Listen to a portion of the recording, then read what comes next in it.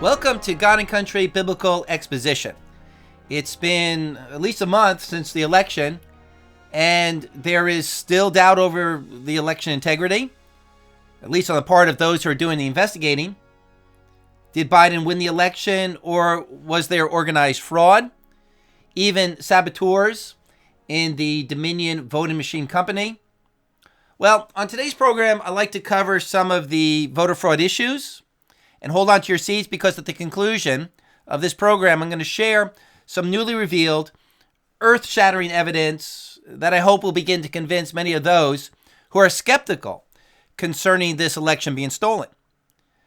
But first, a word about this desire on the part of many Trump voters to see President Trump back in office in order to push back the agenda of the political left.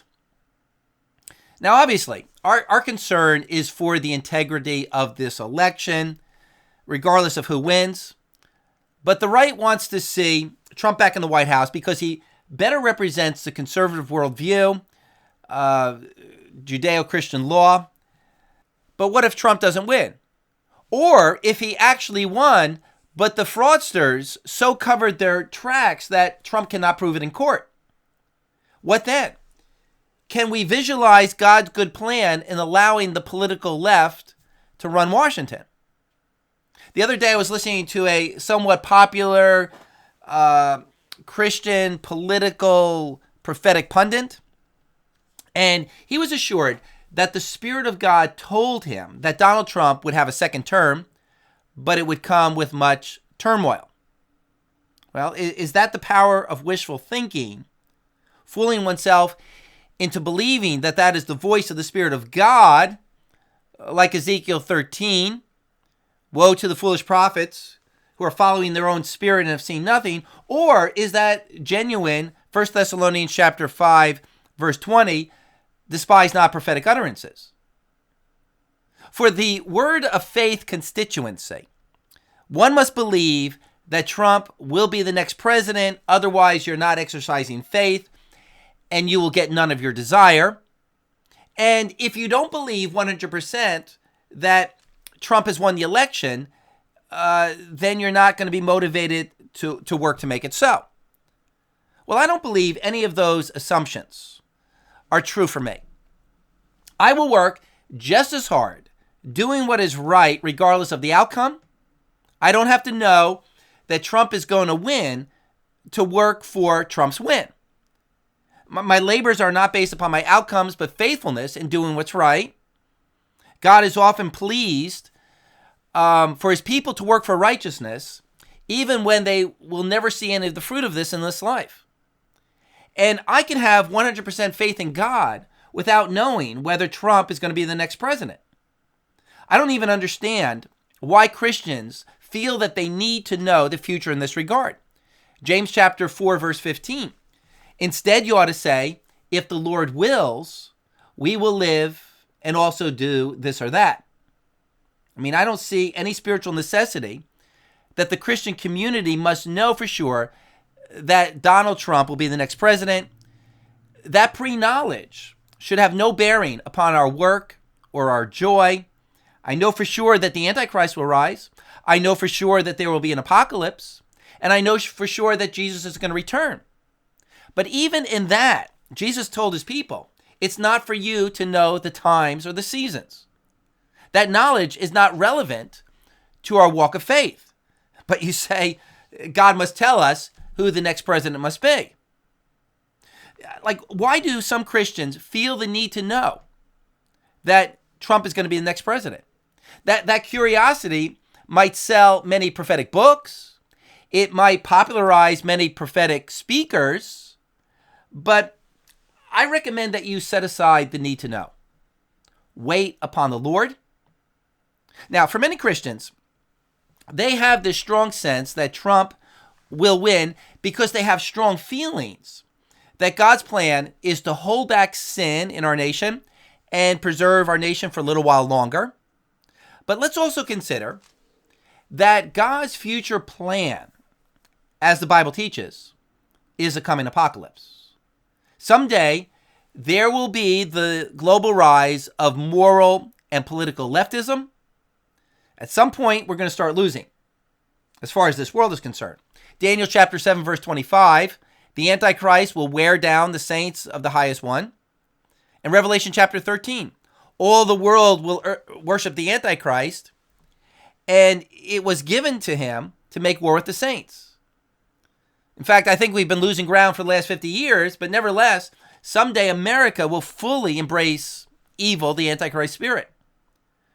That's not defeatism, that's prophecy.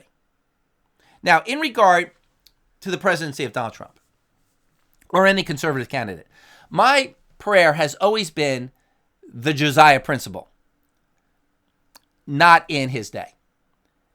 Before judgment fell upon ancient Israel, God gave the Israelites one last righteous king, Josiah. 2 Kings 23:25, before him there was no king like him who turned to the Lord with all of his heart, with all of his soul, and with all of his might, according to all the law of Moses, nor did any like him arise after him. And because Josiah was righteous, God said to Josiah that Israel would not be destroyed in his day.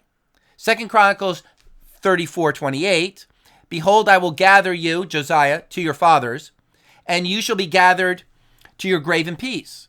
So your eyes will not see all the evil which I will bring upon this place and on its inhabitants. Why was judgment postponed for Josiah's sake? Because God was not going to let his people, the righteous, own or be identified with the coming collapse of the nation. The righteous would not be at the helm of the ship when the ship goes down. God wanted the destruction of the nation to be identified with the ungodly, an ungodly king, an ungodly administration. So we know someday America is going to go bankrupt. Our government is spending twice what we bring in taxes. There is someday going to be runaway inflation. There's going to be terrible unemployment. And if that's the plan of God for the next few years, I actually want Biden to be in the White House. God may be removing Donald Trump to spare the Christian community from being identified with the coming collapse. Have you ever considered that? So I can accept the will of God in putting Biden in the White House. But let's say the plan of God is for Donald Trump to get a second term because God is going to continue to postpone judgment. But even if Trump wins, consider how wonderful it is that President Trump did not have an immediate, easy victory. That he has instead had to fight for this presidency, and through this, it exposes all of the corruption in our country. What has happened in this election is a godsend. The assault of the left against the president exposes so much evil that the left will cheat and lie. Isaiah 59, justice is far from us, justice is turned back, truth has stumbled in the streets. Or Jeremiah 6:13, everyone deals falsely. God is exposing our national apostasy and the ensuing moral corruption. Remember, one of the purposes of the Trump administration is to expose evil in America, and Trump is certainly a catalyst to bring evil out of the woodwork. But let's say Donald Trump wins the election, but he cannot prove it in court. Then in the good providence of God, God wants his people to know that evil gets into power by cheating. If we study the scriptures, we'll discover that the plan of God encompasses way too many variables for any man to comprehend. That's why faith is anticipating the good plan of God regardless of the immediate political outcomes. Now let's talk about where we are in this case of election fraud. I mean, why cover all of these events? I mean, this is a Bible teaching program. It's not a program, dedicated to giving you details of vote recounts. Well, because in the Old Testament, in the book of the Chronicles and in the Kings, in the telling of the spiritual story, the inspired prophets gave the details of the battles, gave the details of the changing of administration, because in the details, there are spiritual lessons. So where do we start? There's just so much material here. Well, on Wednesday, Sidney Powell filed a lawsuit against the state of Georgia. That was the Wednesday before Thanksgiving. By the way, the leftist news media, they framed the story, ABC News. Former Trump lawyer Sidney Powell still pushing conspiracy-filled election lawsuits. Experts say the suits, though long shots, are doing real damage. Well, if the media was unbiased, the headlines would be something like Trump moves closer to exposing fraud in the election. Well, remember, Sidney Powell is that lawyer who's going after the fraud at the Dominion voting machine level, whereas the Trump team of lawyers, Giuliani and Ellis, are going after ballot fraud at the local level. So here's the headlines from Fox News. Quote, the lawsuit, which names Georgia Governor Brian Kemp and Secretary of State and Chair of Georgia's State Election Board Brad Raffensperger among the defendants, alleges multiple constitutional violations, citing fact witnesses, expert witnesses, and statistical impossibilities within the election results, and says tens of thousands of votes were impacted, enough to sway the state in favor of projected President-elect Joe Biden. The scheme and the artifice to defraud was for the purpose of illegally and fraudulently manipulating the vote count to make certain the election of Joe Biden as President of the United States. The lawsuit alleges software and hardware produced by Dominion Voting Systems Corporation is where the massive fraud began, stating the design and features of the system software do not allow for a simple audit of misallocation, redistribution, and deletion of votes. There is incontrovertible physical evidence that security systems were breached and that voting machines were connected to the internet, a violation of state and federal law, according to the filing. Georgia purchased Dominion voting machines and software in July of 2019. At the time, state Democrats led by former gubernatorial candidate Stacey Abrams argued the machines were susceptible to tampering. The state of Texas, a year earlier, rejected the system due to its vulnerabilities to undetected manipulations. A Dominion spokesperson earlier this week told Fox News that Powell's claims are without merit, unquote, Fox News. Now, although Powell is filing this suit in Georgia, remember this applies to the other battleground states because, amazingly, in this election, both Michigan and Pennsylvania and also Arizona and Georgia switched to the Dominion voting system. Congress allocated $425 million to help states switch to this ballot marking system and these devices. I believe about 28 states now use Dominion machines. And again, remember, Dominion machines were rejected by Texas. Now, of course, Dominion responded to Powell's suit, quote, Sidney Powell released what appears to be a very rough draft of a lawsuit against the Republican governor and the Secretary of State of Georgia, alleging a bizarre election fraud conspiracy that, were possible, would necessarily require the collaboration of thousands of participants, including state office holders, bipartisan local election officials, thousands of volunteer election day poll watchers in thousands of locations across the state of Georgia, federal and state government technology testing agencies, private election service companies, and independent third-party auditors. This, quite simply, did not occur. Dominion Voting Systems is the gold standard for transparent and accountable voting equipment.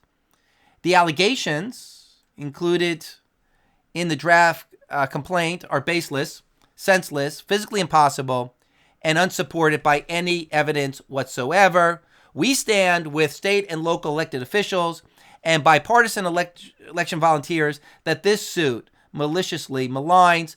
Every vote from a Dominion device in Georgia is documented in an audible paper trail and creates a verifiable paper ballot available for hand counting. In fact, the Georgia hand counts, independent audits, and machine tests have all repeatedly affirmed that the machine counts were accurate.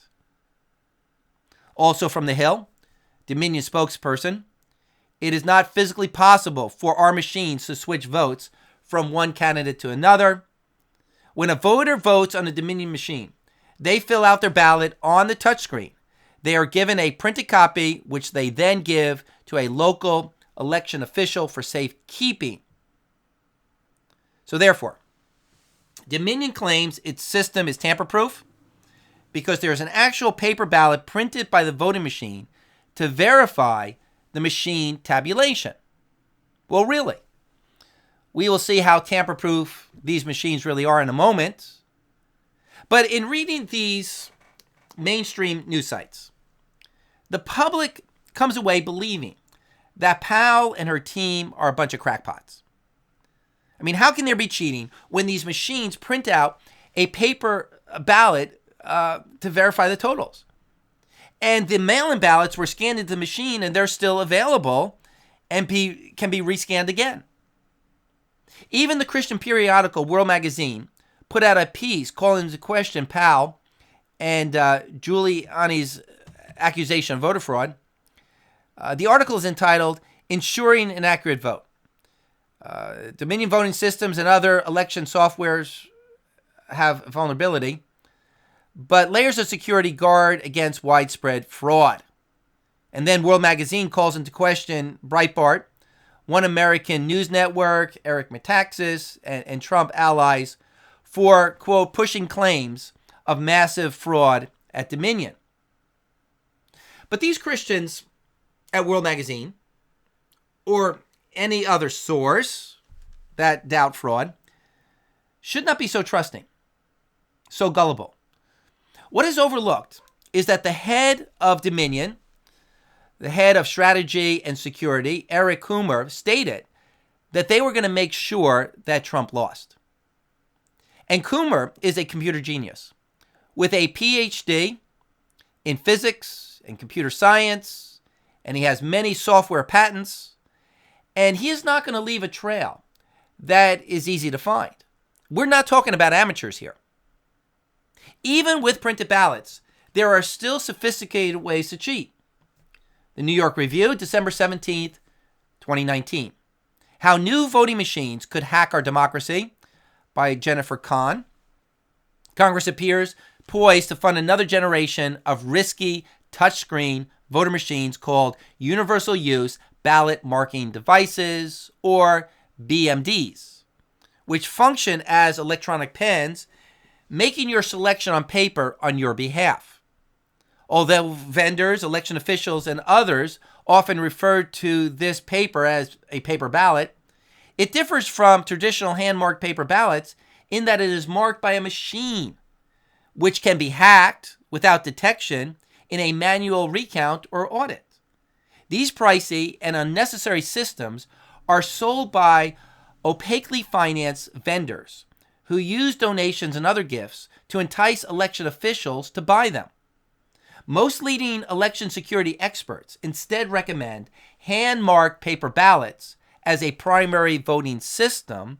These experts include Professor Richard DeMillo of Georgia Tech, Professor Andrew Appel of Princeton University, Professor Philip Stark of the University of California at Berkeley, Professor Duncan Buell at the University of South Carolina, Professor Alex Halderman at the University of Michigan, and Harry Hertzty, who is considered one of the world's foremost experts on the topic of electronic voting security and is famously known for his successful attempts to demonstrate how the die-bolt election system voting machines could be hacked. These scholars warn that even a robust manual audit, known as a risk-limiting audit, cannot detect whether a BMD marked paper ballot has been hacked. And Andrew Appel, mentioned in this piece, has done extensive work on voter technology. He has posted a number of blog articles at Freedom to Tinker, they're entitled 10 Ways to Make Voting Machines Cheat with Plausible Deniability. And this article, Design Flaws in Dominion Voting Machines, and an article, Cheating with Paper Ballots, and this article, Ballot Marking Devices Cannot Ensure the Will of the Voters, and Why Voters Should Mark Ballots by Hand, and an article entitled Ballot Marking Machines Are Not Meaningfully Auditable. So, of course, I don't have time to explain all of Appel's findings, but they're really quite convincing. Even with a computer-printed paper ballot, the software can be designed to cheat. For example, Appel writes this: a now standard principle of computer-counted public elections is use a voter-verified paper ballot so that in case the voting machines cheat in counting the votes, the human doing the audit or recount can see the paper that the voter marked. Why would the voting machine cheat? Well, they're computers, and any computer may have security vulnerabilities that permit an attacker to modify or replace its software. We must presume that any voting machine might, at any time, be under the complete control of an attacker and election thief. Any voting machine whose physical hardware can print votes onto the ballot after the last time the voter sees the paper is not a vote-verified paper ballot system and is not acceptable. The best way to implement this principle is to physically separate the ballot marking device from the scanning and the tabulating device. The voter marks the paper ballot with a pen. Then, after inspecting the paper ballot, the voter inserts the ballot into an optical scanner that is not physically capable of printing ballots. So, Professor Andrew Appel, a voter integrity expert, contradicts the boastful security claims of Dominion. And any reasonable person can see that Appel's case completely dismantles the claims of Dominion. Now, one of the points Cindy Powell is making in her lawsuit is that this election should not be certified, not merely because there is fraud, but because Dominion voting machines cannot be audited. Fraud cannot be easily found even if you're looking for it. The envelopes that were signed by mail-in voters have all been thrown out, and there's no way to verify that the machine printed out and tabulated the will of the voters. So at the very least, this whole endeavor on the part of Congress and then the part of the states to spend billions to switch to ballot marking machines has just been one big disaster. These states and government agencies were warned beforehand that there was no security in these new systems. They cannot be audited, and they're in for trouble ahead if the election is ever questioned. Here's an article. Officials raised concern for years about the security of U.S. voting machine software systems. So, we might be wondering whether Sidney Powell is going to have any success with her lawsuit. Well, she now has on her team one of America's most leading cybersecurity experts, a Dr. Navid Keshavarznia, a man who the New York Times touted as one of the nation's leading cybersecurity experts. In his 9-page affidavit, part of Powell's lawsuit in Georgia, Navid states, I have advanced training from the Defense Intelligence Agency, DIA, the Central Intelligence Agency, the CIA, National Security Agency, the DHS, Office of Intelligence and Analysis, and the Massachusetts Institute of Technology. My experience spans 35 years of performing technical assessment, mathematical modeling, cyber attack patterns, analysis, and security intelligence. I conclude with the highest confidence that the election 2020 data were altered in all battleground states, resulting in hundreds of thousands of votes that were cast for President Trump to be transferred to Vice President Biden. These alterations were the result of systemic and widespread exploitable vulnerabilities in Dominion voting systems, Skytel software, and Smartmatic systems that enabled operators to achieve the desired results. In my view, the evidence is overwhelming and incontrovertible And some of Navid's findings are hammer and scorecard are real, not a hoax, as the Democrats allege. And both software are used to manipulate election outcomes. Dominion, Skytel, and Smartmatic are all vulnerable to fraud and voter manipulation. And mainstream media reports on these vulnerabilities have been given in the past. Dominion has been used in other countries to forge election results. Dominion corporate structure is deliberately confusing to hide relationships with Venezuela, China, and Cuba. Dominion machines are easily hackable. Dominion memory cards with cryptographic key access to their systems were stolen in 2019. The counts in the disputed states, Pennsylvania, Wisconsin, Michigan, Arizona, Nevada, and Georgia, show electronic manipulation. The simultaneous decision in Pennsylvania, Wisconsin, Arizona, Nevada, and Georgia to pretend to halt counting votes was unprecedented and demonstrated a coordinated effort to collude toward desired results. He also writes 1 or 2% of votes were forged in Biden's favor. Optical scanners were set to accept unverified, unvalidated ballots. The scanners failed to keep records for audits, an outcome that must have been deliberately programmed. The stolen cryptographic key, which applies to all voting systems, was used to alter vote counts. The favorable votes poured in after hours for Biden could not be accounted for by a Democrat preference for mail-in ballots. They demonstrated manipulation. For example, in Pennsylvania, it was physically impossible to feed 400,000 ballots into the machine within 2 or 3 hours. So, in reference to all of this new testimony, the American Spectator put out a piece on Monday entitled, "The Legitimacy of Biden's Win is Being Buried by Objective Data. Emerging information from the states render his victory less and less plausible." And that's an honest headline. Here are some more positive pieces of news. The Trump campaign filed a lawsuit in Wisconsin claiming abuse of absentee voting affected 220,000 ballots. The campaign alleges tens of thousands of votes were cast well outside the bounds of Wisconsin law. And this is a big problem for Wisconsin because the Board of Elections broke state law in giving out mail-in ballots without the voters requesting those mail-in ballots, which is against state law.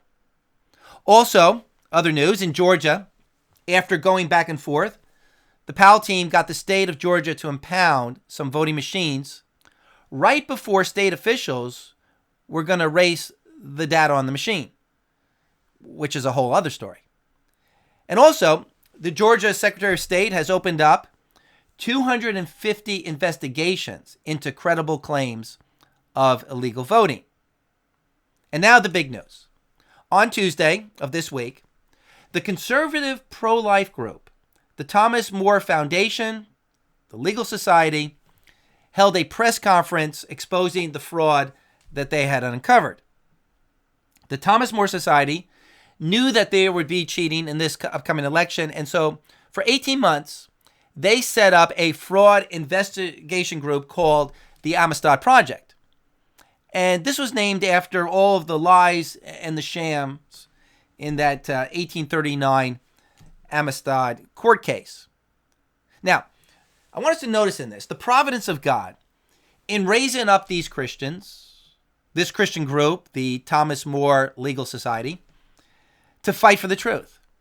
And the man who was leading this press conference even teaches law at the Liberty University School of Law. Now, before I share this with you, what they uncovered, I want to set the stage by sharing what happened earlier in the day.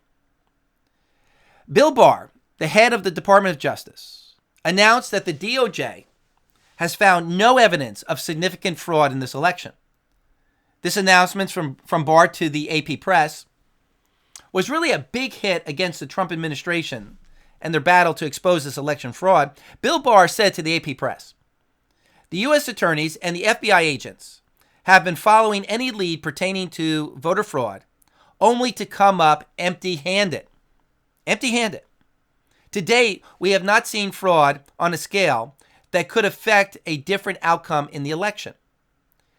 There's been one assertion that would be systemic fraud, and that would be the claim that machines were programmed essentially to skew the election results.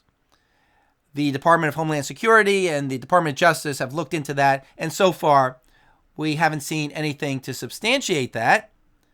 And then Bill Barr said, there is a growing tendency to use the criminal justice system as a sort of default fix-all. And when people don't like something, they want the Department of Justice to come in and investigate. So I'm sure you see the problem here.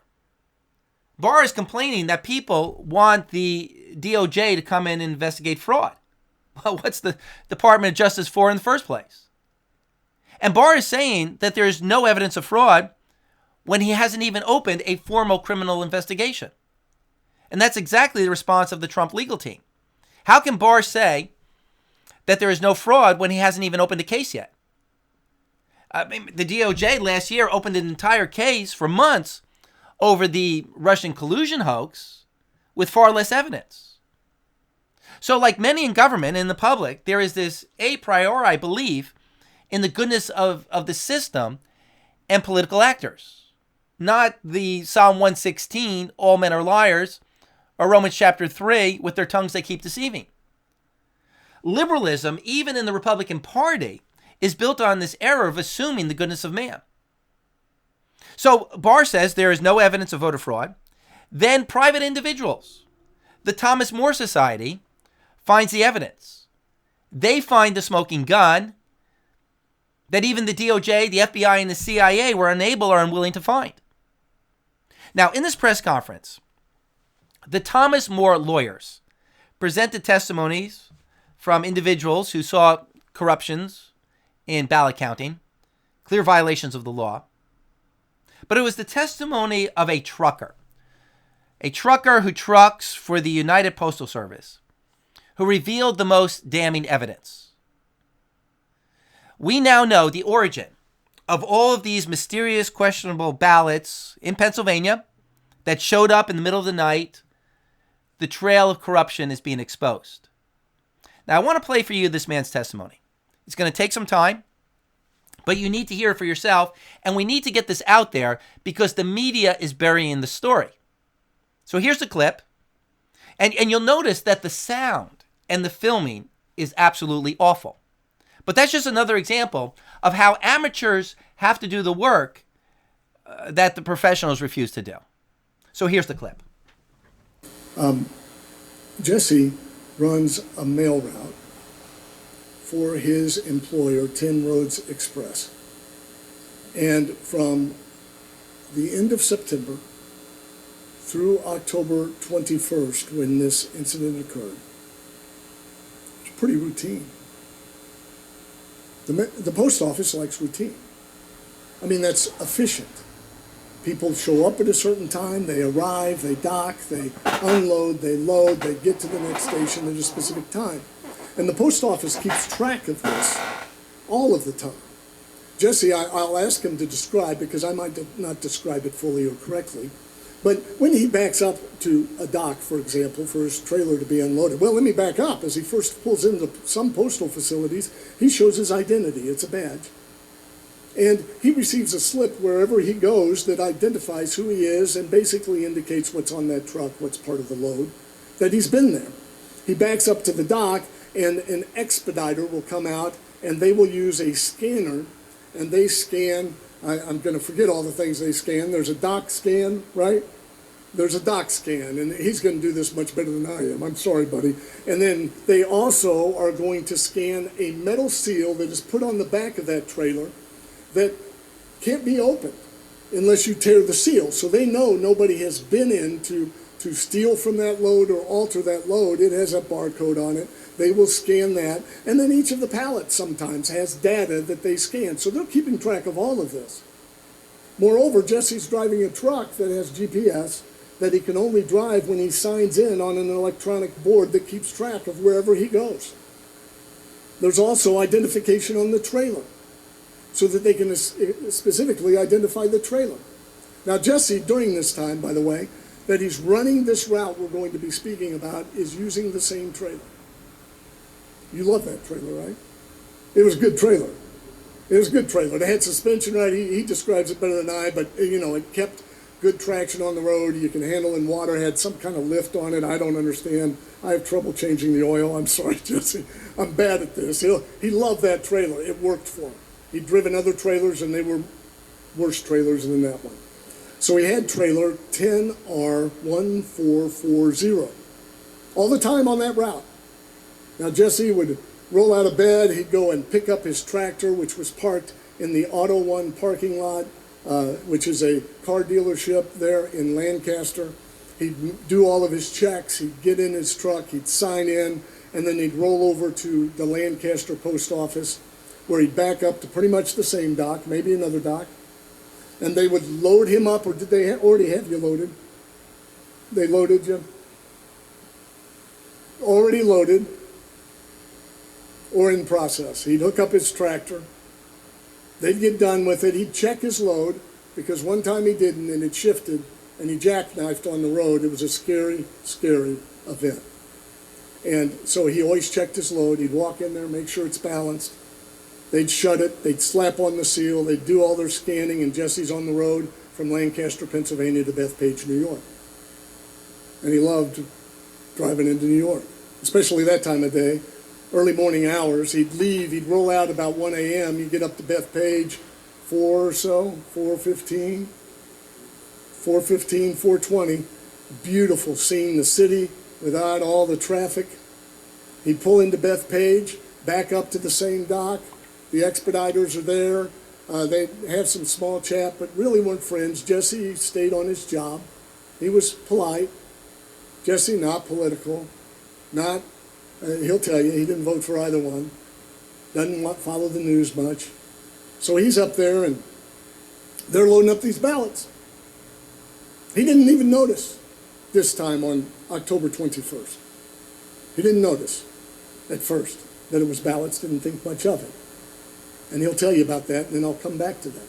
But his route's always the same. Then he gets loaded up, and he comes back to Harrisburg. Now, I want to explain something to you. Where's that? And you guys will understand this. This is not his truck. But generally, he's hauling from Bethpage what will go to Lancaster and Harrisburg. But his route takes him to Harrisburg first, which means you have to load Lancaster up there in the back of the trailer, the nose of the trailer. Yeah. They would load Lancaster first and then Harrisburg. So when he arrived in Harrisburg, Harrisburg could be taken off and the Lancaster load was there. And then he would drive to Lancaster. You can imagine the confusion and the delay that would be caused if Jesse decided he wasn't going to Harrisburg first, but he went to Lancaster. Then they would have to take off the Harrisburg load, then get the Lancaster load, then reload Harrisburg to have him drive to Harrisburg. So the post office has got this down. Despite all the complaints, they have all the loading and the logistics and the systems to run efficiently. So his typical day is that he goes down from Bethpage to Harrisburg, he unloads, pulls up to the dock, they unload, and then he's off to Lancaster, he unloads, he unhooks his trailer, he leaves his trailer there, he's going to pick it up the next day, drives back to Auto One, and then gets back home. Same way every time till October 21st. Now I want to share with you the first time I met Jesse. I went up to his home. I'd heard about his story, and Colonel Schaefer was with me. And I did what might be considered a forensic interview. It's conducted in such a way to assess the veracity of the person that you're speaking with. And generally what you do is you begin with questions that set the scene in which the witness has confidence, so that they gain their confidence. You let them know they're in control. They can stop the conversation anytime that they want. They can kick me out of the house. We had a video camera, and he could stop the video. He could refuse to answer any question. He could ask me any question that he wanted. So I had Jesse set the scene. During the scene setting, he mentioned something to me. It was an offhand comment. He was telling me about his jobs, and he said, and there was a time there that I had some difficulty. And then he went on setting the scene. I knew what he was referring to, but he did not know what I knew. Jesse did not know what I knew about his background. So I let him continue setting the scene, and then I had him describe what happened. And all of it, by the way, is credible and matches up with the tangible evidence, how the post office works, and so forth. And so, as he was going through, and when he was getting done with telling me what happened, I said, Jesse, why don't you tell me about that little difficulty that you had? And he said, what do you mean? I said, about your past. He said, what do you want to know?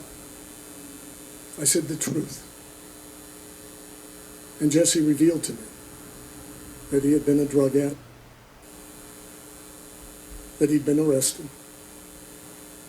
that he served some time, that for a while in his life he wanted to do things his way, that he violated probation, that he went back up, and that when he saw his first daughter born, he decided to turn around his life. And he's been sober since then. I said, you know this is going to come down on your head. If you step forward, this is going to come down on your head. There will be people who aren't concerned about what you saw. They will be more concerned about trying to destroy you because they don't like what you saw. And I asked him if he had told his 3 daughters that their father had been in prison. And he said he hadn't. They didn't know. Now they will. Now they will. This man is telling the truth. You can confirm the truth. We have a responsibility to get to the answers of the questions raised by what he saw. And if this nation continues in destroying individuals, rather than listening to what they have to say, I don't know if we can make ourselves out of this wilderness that we've created. I truly ask you to listen to what this man says, because he is a truth teller. Jesse?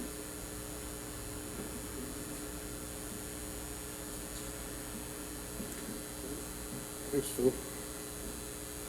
Tell you what, first time I met him, I was like, this dude's pretty cool.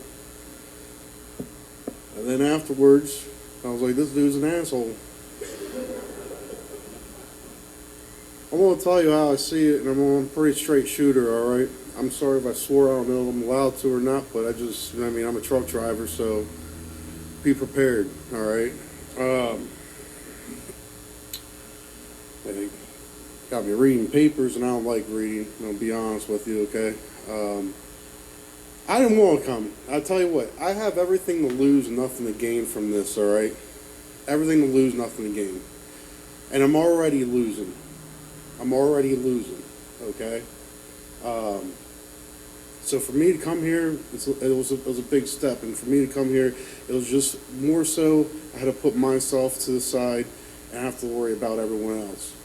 Because I believe everyone else in America should know, all right?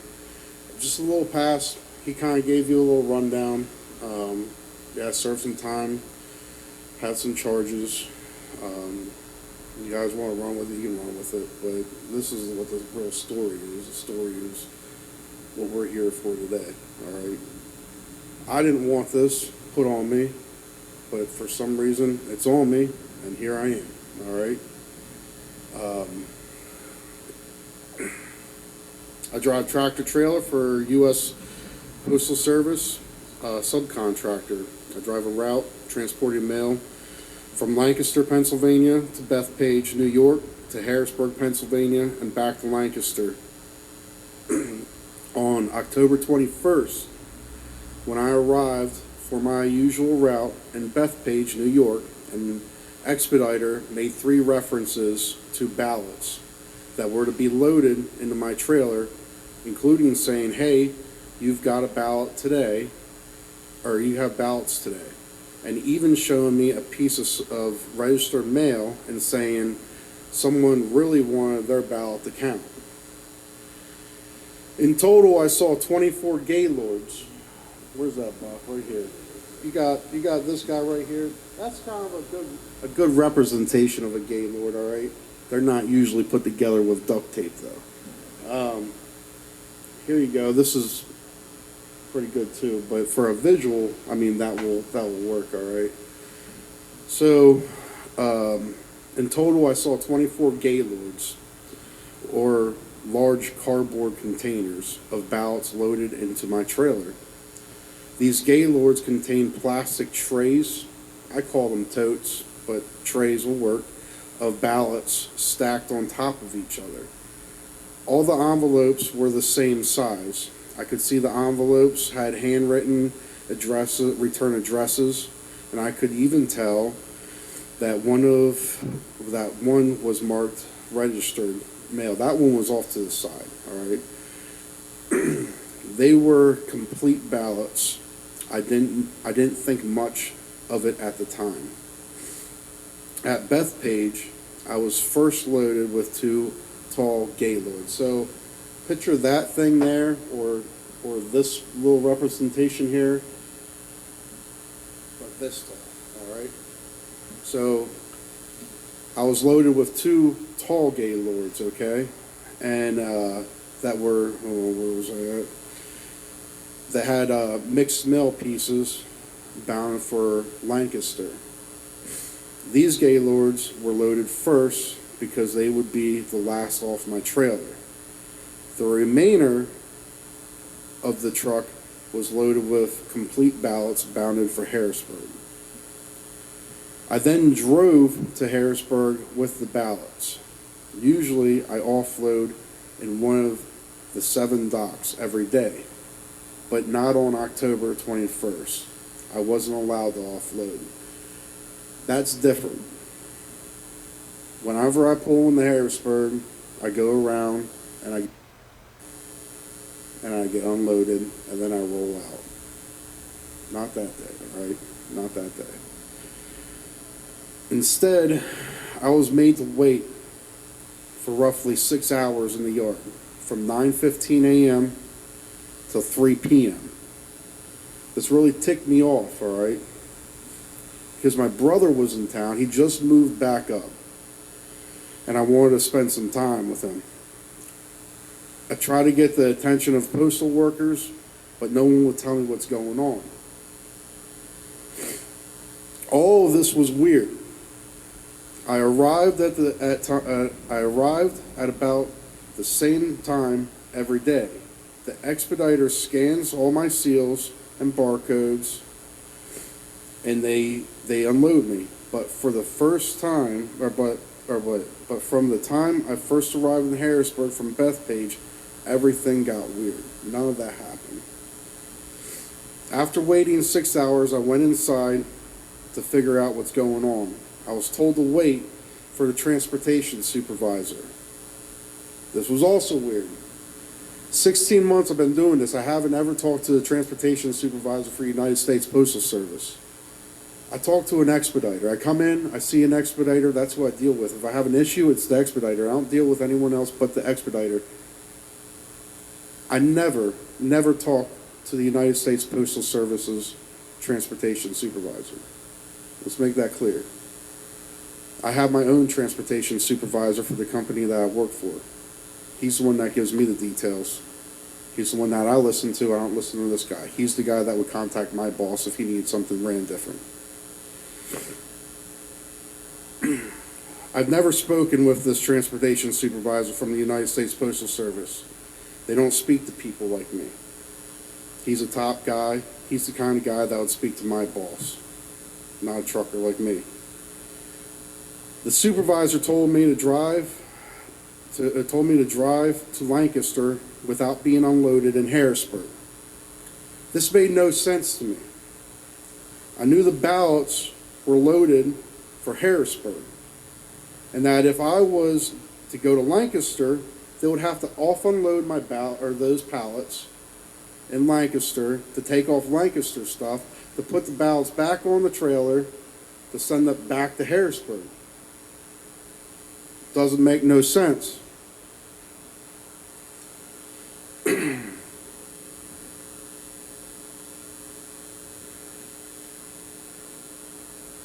This was a real screw up in my thinking. I wanted my ticket. So whenever I go to a place, when I go there and whenever I'll leave, I'll get a ticket. I'll get a ticket, a slip, whatever you want to call it.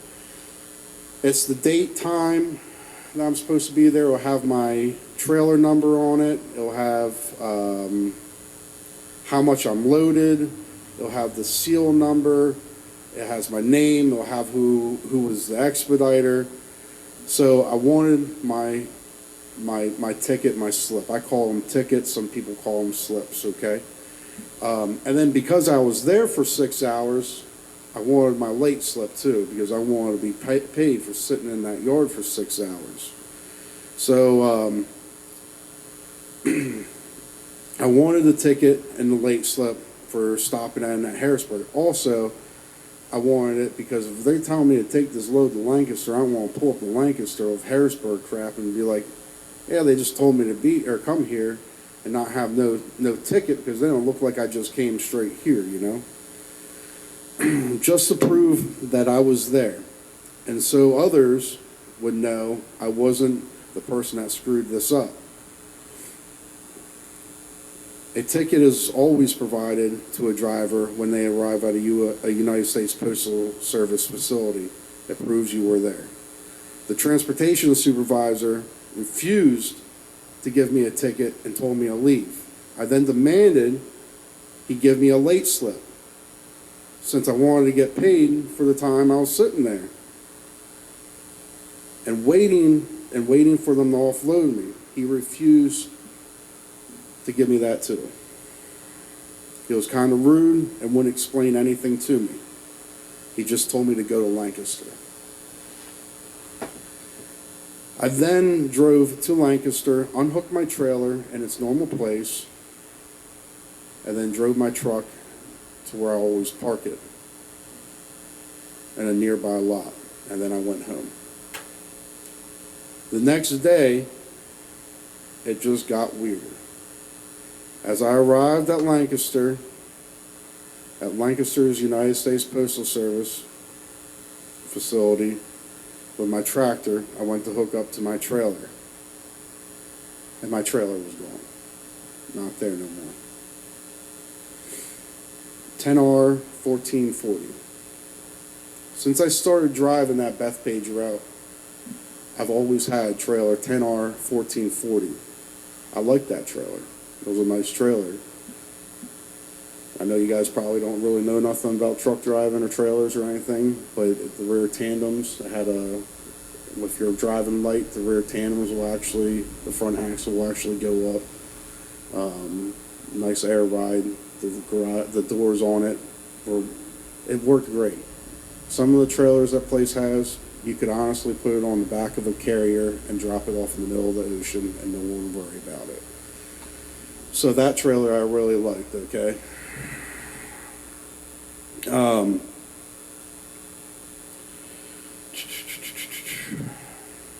What happened on October 21st was a series of unusual events that cannot be a coincidence. I know I saw ballots with return addresses filled out, thousands of them, thousands, loaded onto my trailer in New York and headed for Pennsylvania. At first, I didn't think it was a big deal. In fact, I thought it was really awesome. I really did. I was like, sweet, I'm doing something for the presidential race, you know, this is cool.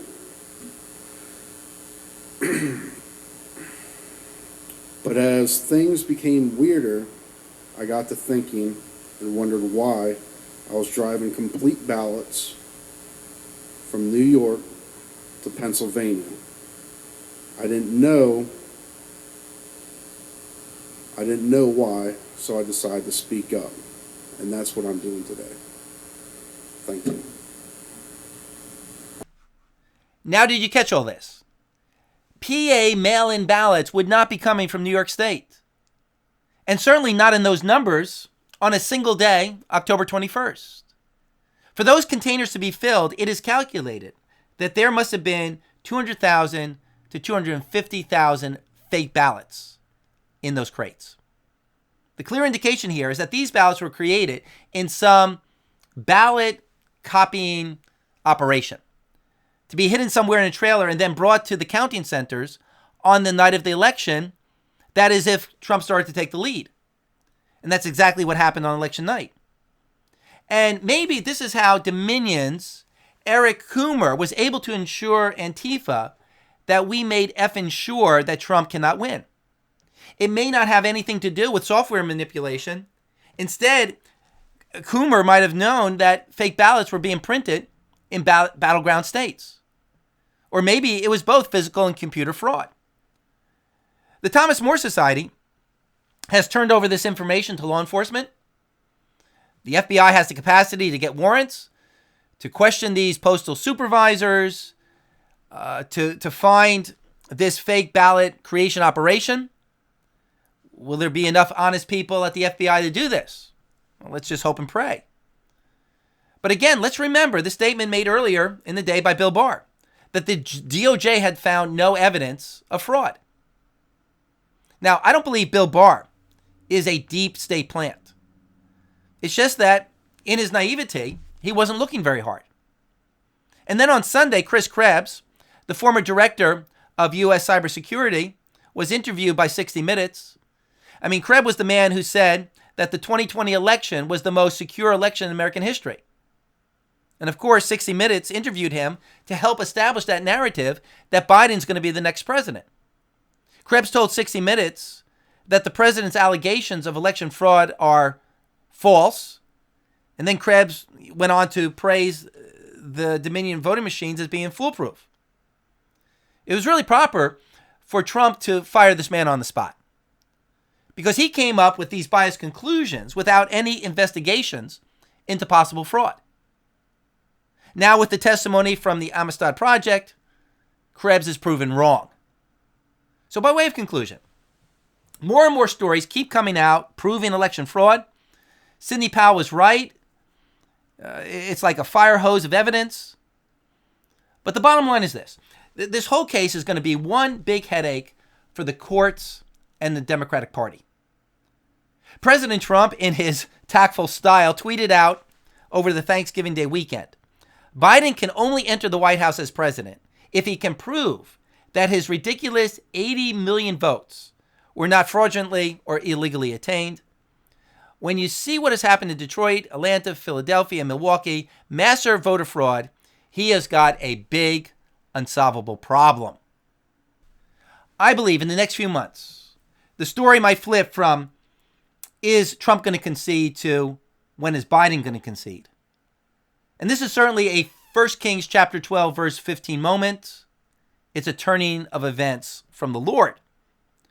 Or, from the book of Esther, Haman believes he is going to be honored, but instead Haman is humiliated by having to honor Mordecai, and Haman hangs on the gallows that he built for Mordecai.